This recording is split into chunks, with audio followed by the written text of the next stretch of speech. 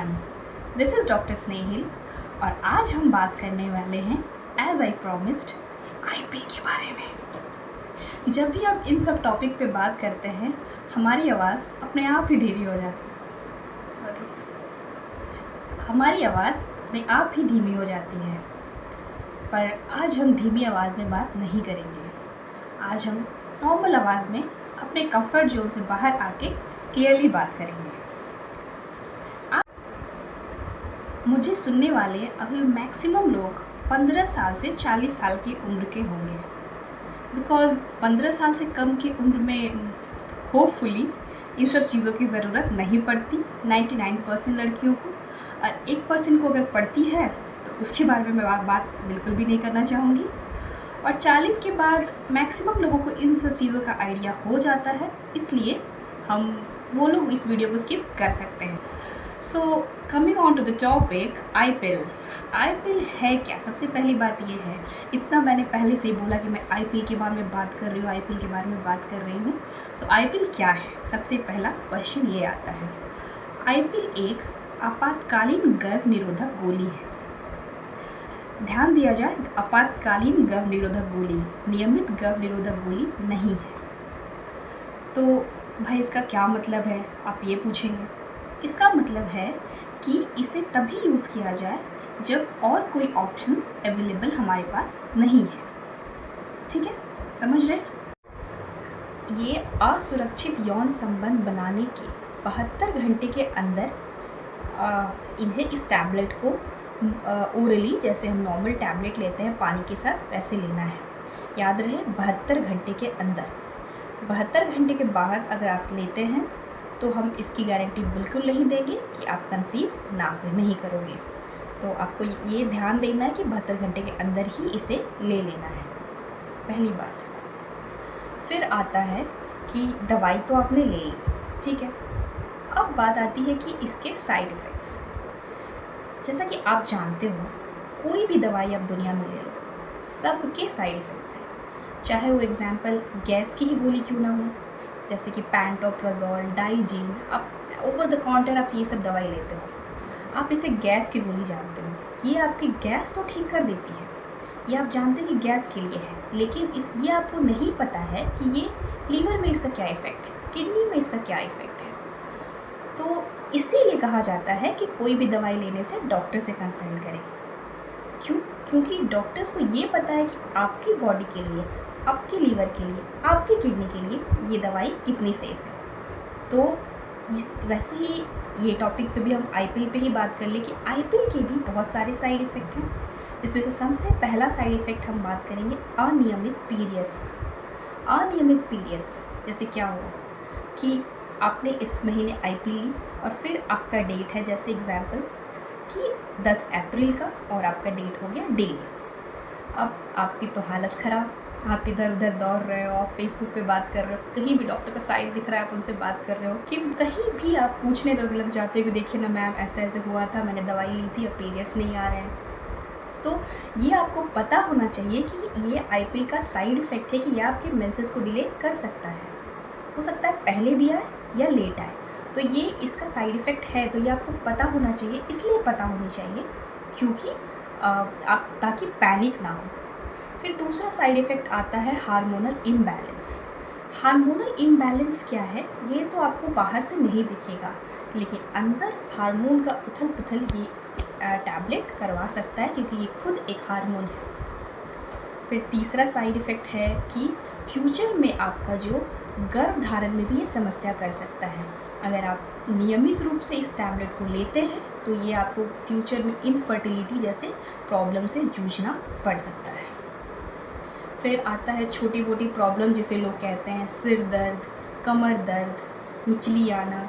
ये तो होगा ही होगा, क्योंकि दवाई है, हार्मोन है, तो ये सब तो साइड इफ़ेक्ट्स होंगे ही, स्वाभाविक है।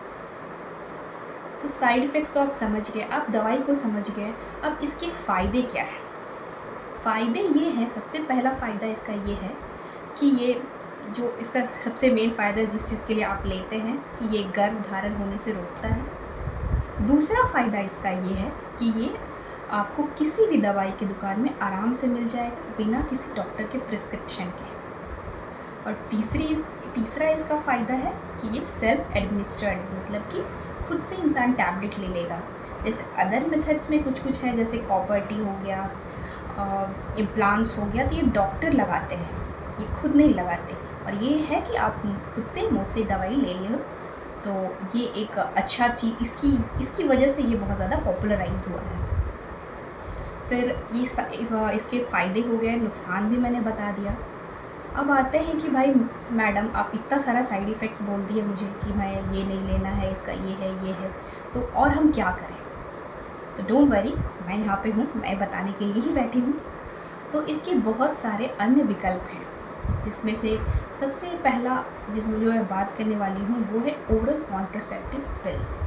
इसको हम लोग बोलते हैं नियमित गर्भ निरोधक गोली। ये रोज़ाना ले जाने वाली गोली है, हर एक टैबलेट पर डे।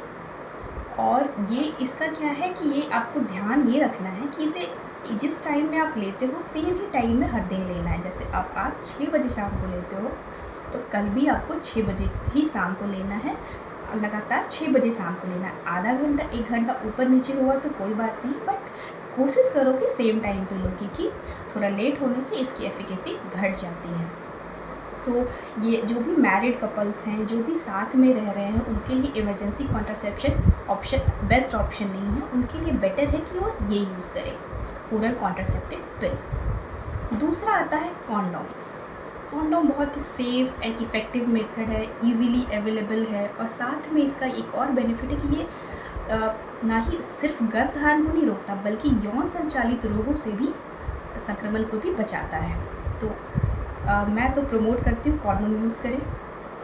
फिर तीसरी आती है इम्प्लांट्स। इम्प्लांट्स जो है वो डॉक्टरों द्वारा लगाई जाती है। ये 3 से 5 साल के लिए होता है, और ये आपकी स्किन के नीचे डॉक्टरों द्वारा लगाया जाता है। ये भी एक हार्मोनल पिल है, तो थोड़ा इसका भी साइड इफ़ेक्ट्स है कि आपके मेंस्ट्रुअल इरेगुलरिटीज़ करा सकता है। जैसे कि ये अलग अलग प्रेजेंटेशन होता है अलग अलग फ़ीमेल में। जैसे कभी कभी क्या होता है, किसी फ़ीमेल को एकदम मेंसेस रुक जाता है कुछ दिन के लिए, जिसको हम लोग एमिनोरिया कहते हैं।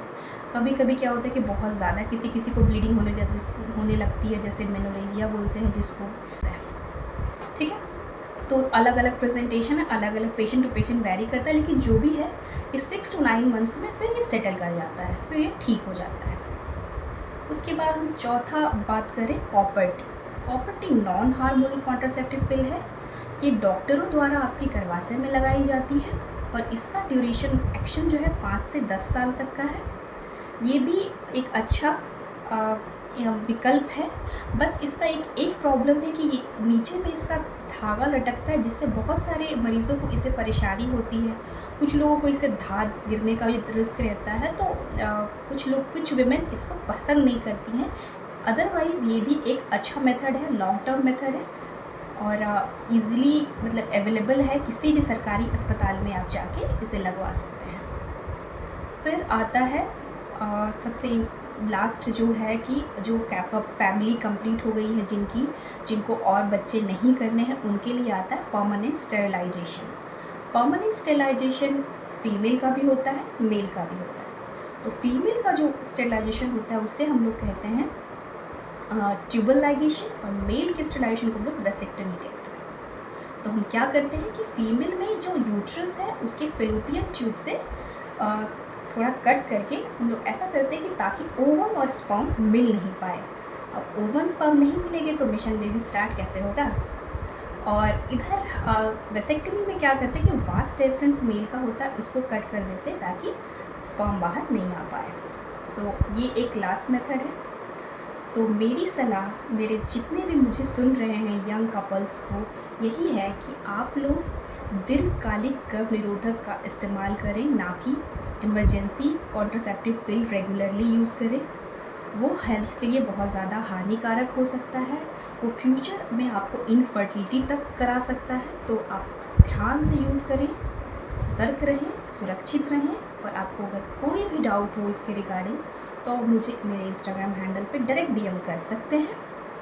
तब तक के लिए चैनल को लाइक, शेयर एंड सब्सक्राइब कर देना ताकि आपको कोई भी वीडियो मिस ना हो। Till then, take care and bye-bye.